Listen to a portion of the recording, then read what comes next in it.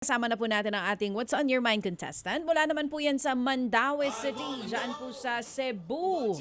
57 years old, dati pong sales lady sa mall at ngayon ay wala na pong trabaho. Alamin natin mamaya kung bakit. Dalawa po ang anak nito at nanonood sa atin sa YouTube, si Nanay Cristita Jimenez. Good morning po, Nanay. Good morning po, DJ Chacha. Magandang umaga po. Sa YouTube po Magandang kayo. umaga po din. Yes po, sa YouTube Yes po po. kayo nanonood dyan sa Mandaue. Yes po. Oh, gaano na po kayo katagal na nanonood sa programa namin? Parang 2 taon na po. 2 years. Yata. Oo. Paano niyo po na-discover yung programa? Doon sa, sa cellphone na keypad po, doon na-discover ko po. Cellphone na Na- keypad?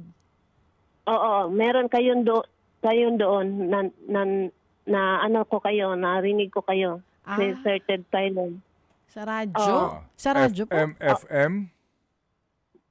Oo, opo, FM sa keypad. Then, pag may cellphone na po ako na, sa YouTube na, meron ng sa YouTube na discovery ko po doon sa, Oo.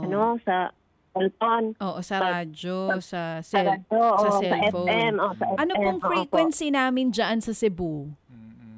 Before is 92.3, ngayon is 105.9. Okay. Anyway, sige. So, ito muna kasi nga po, 9:51 ang ating oras. Nanay, ano muna yung ating pong Bible verse. Bible verse kahapon? Yung Salmo 91 verse 1. Yung pag-imangkin ko lang ang basa. Okay. Ikaw basa. Salmo chapter 91 verse 1. Ang sinumang nananahan sa piling ng kataas-taasang Diyos na nakapangyarihan ay kakalingain niya. Amen. Yun po. Opo. Opo. Yan ho, Yan po. yan ho ba'y apo nyo? Yung pagmangkin ko po, pinag-aral ko po siya ng grade 12 ngayon. Okay. Ganito ha, nanay ha. Kayo po ay hindi na nakakakita. Ano ho ang inyong problema sa mata? Retinitis pigmentosa po. Anong sabi ng doktor? Wala na ho kayong chance na makakita pa ulit? Inoperahan na po yung right eye ko po and then hindi po nakakita. Ilagyan nila ng lens. Then blurred ngayon. Lights lang ang makita ko po. Hanggang Ang sa kabila ay wala na po. Wala na makita ng black na puro na puti. Kasi Opo. merong katarata po. Opo, sige. Pero kayo po ay hindi pa senior, 57 lang kayo. Yes po, mag-58 na yung ngayong October, pohon. Opo. Kailan kayo nawalan talaga ng paningin? Yung nag-start yung pag 40 ko po, 40.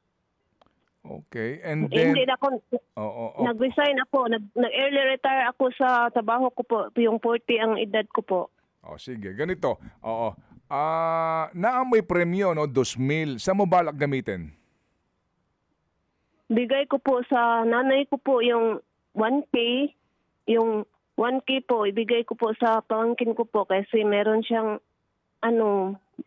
sa school nila kanang yung acquaintance bayarin at saka yung para 350 para sa niya ng pang renta ng mas costume para sa nila sayaw. Sa Okay, anak. sige. So ito ay para doon sa pamangkin mo na nagbasa ng Bible verse.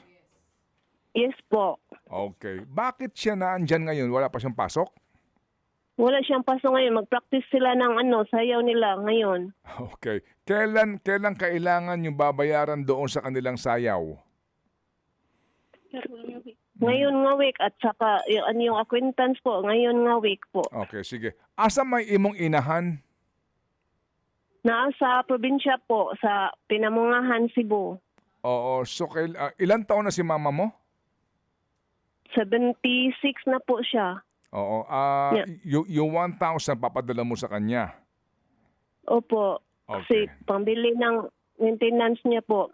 At meron na rin siyang anak na 40 47 na mild stroke. Then Anak niya, kapatid mo. kapatid ko po, wala na siyang asawa. Pag namatay yung asawa niya, ay bumalik siya sa bahay namin. Yun, ang mama ko ang nag-alaga sa kanya. Mild stroke siya. Bilihan siya ng gamot ng mama ko. Kami ang nagsuporta sa kanila doon. Saan ka kumukuha ngayon ng pang-araw-araw mo kung wala ka ng trabaho? Pero na akong maliit na na pension na PWD pension po. Okay, sige. Hiwalay kayo sa asawa mo, no? Ng asawa mo? Yes po. Yung dalawang anak mo na sa'yo? Opo, nandito sa amin. Nakapag-aral ba ito? Yes po, kasi nag-working student rin po sila. Nakapagtapos po. Nakatapos na itong dalawa? Yes po. Ano natapos? Yung lalaki, yung panganay is machine shop. Yung babae is business ad. Okay, sige. So ganito Christina, papadala namin yung 2,000 pero hingi lang kaming prueba ha? Pwede? Yes po. Okay. Yes po, sir. Basta Yes, mapadala yes, mo po. lang ngayon, agad namin papadala itong galing kay Happy Man na 2,000. Pero huwag ka mag-alala, nagtitiwala kami sa iyo. Pero alam mo naman yon, no? Kung matagal ka na nakikinig sa amin, ito lang naman ang ating mga dito, no? Panuntunan, para lang din sa tiwala ng ating mga kababayan, okay? Yes po. Sige. So, abangan namin pero ngayon pa lang, magpasalamat ka na kay Happy Man sa kanya nang gagaling ang 2,000 mo. Salamat po, Happy Man, at sa mga Happy Anonymous na nagbibigay tulong sa aming mga nangangailangan. Oo. Sa lahat ng nangangailangan. Sige. Pilang edad ng imong umangkon? Pilang edad? 17 po. Grade 12 po siya ngayon. Grade 12. Maghanap kami ng para pang scholarship para siya, magpag-college siya. Wala na rin siya wala na po siyang papa at saka mama. Unsay tabo? Patay na yung papa po at sa yung cardiac arrest ng papa niya, yung mama niya ay kidney po.